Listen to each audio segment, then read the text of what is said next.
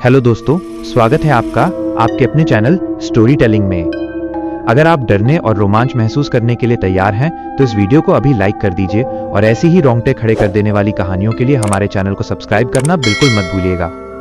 तो चलिए शुरू करते हैं आज रात के सबसे भयानक सफर को। आंखें खुली रखिएगा। कानपुर टू मुंबई रात का अभिशाप। प्रारंभ, एक अपशकुन यात्रा। दिसंबर की सर्द रात थी।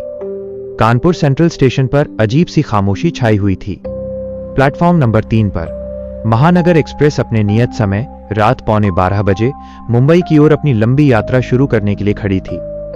ये ट्रेन अपने यात्रियों को सपनों के शहर तक ले जाने वाली थी, लेकिन आज ये कुछ और ही लेकर जाने वाली थी।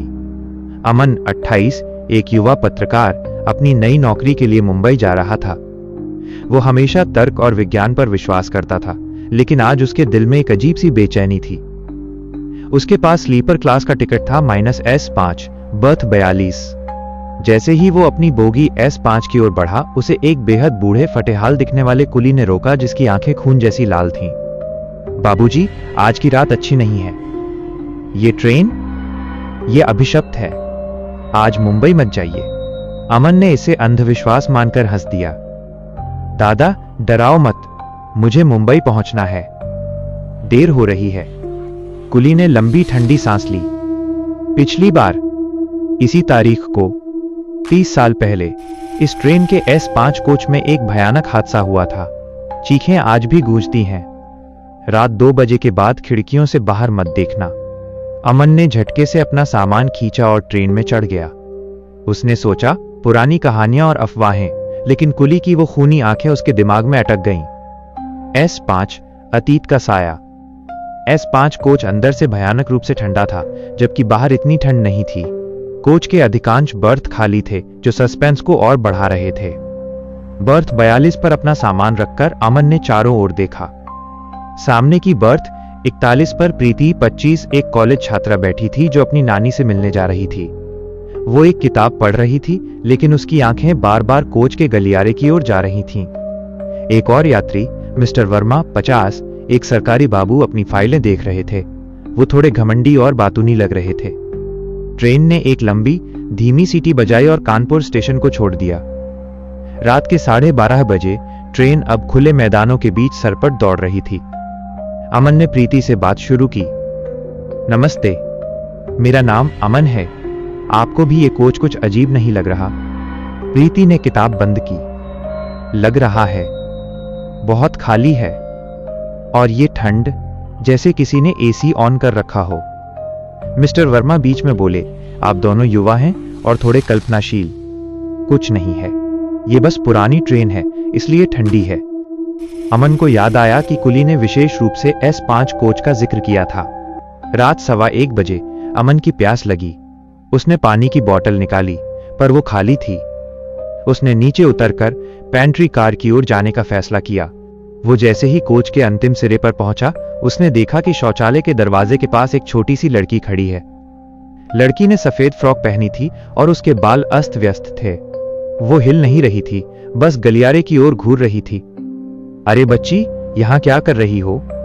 तुम्हारे माँ बाप कहाँ हैं? अमन ने पूछा। लड़की ने धीरे से अपना सिर घुमाया। उसकी आंखें नहीं थीं। जहां आंखें होनी चाहिए, वहां बस काले गहरे गड्ढे थे। एक पल के लिए अमन का दिल धड़कना भूल गया। उसने डर के मारे मुंह खोला, पर आवाज नहीं निकली। जैसे ही वो पीछे हटा, वो छवि पलक झपकते ही गायब हो गई। वो भागकर अपनी बर्थ पर वापस आया। उसका शरीर पसीने से भीगा हुआ था। क्या हुआ? प्रीति ने चिंतित होकर पूछा। आप इतने घबराए हुए क्यों हैं? अमन ने हाफते हुए पूरी बात बताई। मिस्टर वर्मा ने उसे डांटा। यह सब आपका वहम है।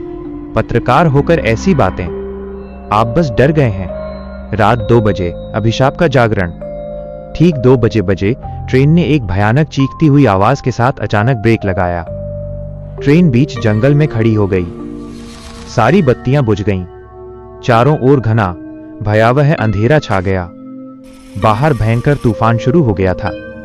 तेज हवा के कारण ट्रेन के डिब्बे हिल रहे थे और धातु की भयानक चरमराहट की आवाज आ रही थी। प्रीति डर से कांप रही थी। ये क्या हुआ? अमन ने अपना फोन निकाला, पर उसमें नेटवर्क नहीं था। वो टॉर्च ऑन करने वाला था कि अचानक गलियारे के दूसरे सिरे से एक मध्यम लाल बत्ती जल उठी। वो लाल बत्ती धीरे धीरे उनकी ओर बढ़ने लगी।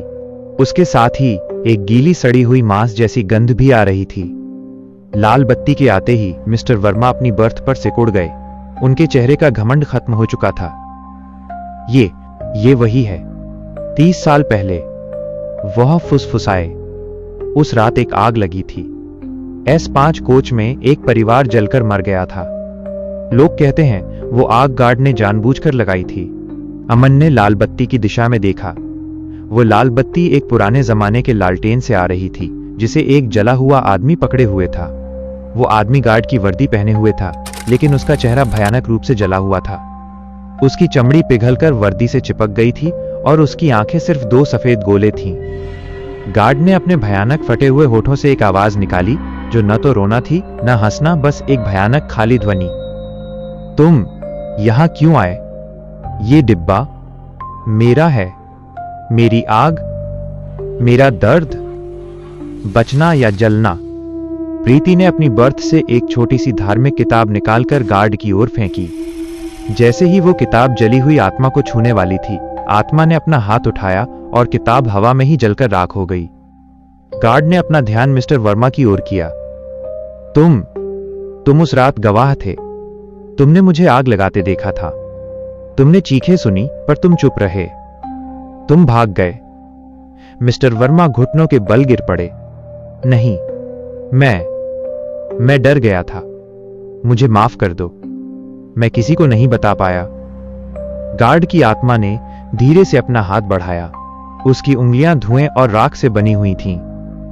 जैसे ही उंगलियां मिस्टर वर्मा के गले को छुईं, मिस्टर वर्मा के कपड़े अपने आप सुलग उठे। मिस्टर वर्मा ने एक भयानक चीख मारी और कुछ ही सेकंड में वो अपनी ही बर्थ पर आग के गोले में तब्दील हो गए। अमन और प्रीति चीख पड़े। वे दरवाजे की ओर भागे, पर दरवाजा अंदर से जाम हो चुका था। खिड़की, अमन चिल्लाया, हमें खिड़की तोड़नी होगी। प्रीति ने अपने बैग से एक छोटा सा पत्थर निकाला, जो उसने आत्मरक्षा के लिए रखा था। जला हुआ गार्ड अब अमन और प्रीति की ओर मुड़ा। अब तुम्हारी बारी। तुम गवाह हो। तुम सच्चाई जान गए हो। तुम्हें भी जलना होगा। गार्ड की आत्मा के चारों ओर आग की लपटें नाचने लगीं। कोच का तापमान खतरनाक रूप से बढ़ गया था। अमन को कुली की बात याद आई। रात 2 बजे के बाद खिड़कियों से बाहर मत देखना। अमन ने हिम्मत करके गार्ड की आत्मा से कहा, तुम हम पर हमला क्यों कर रहे हो? हम बेकसूर हैं। हम सिर्फ यात्री हैं। गार्ड ने भयानक आवाज में जवाब दिया, तुम इस डिब्बे में हो। जिसने भी इस डिब्बे में रात 2 बजे के बाद कदम रखा है, वो उस आग का हिस्सा बन जाता है। तुम सब मेरी अंतिम चीख के गवाह बनोगे।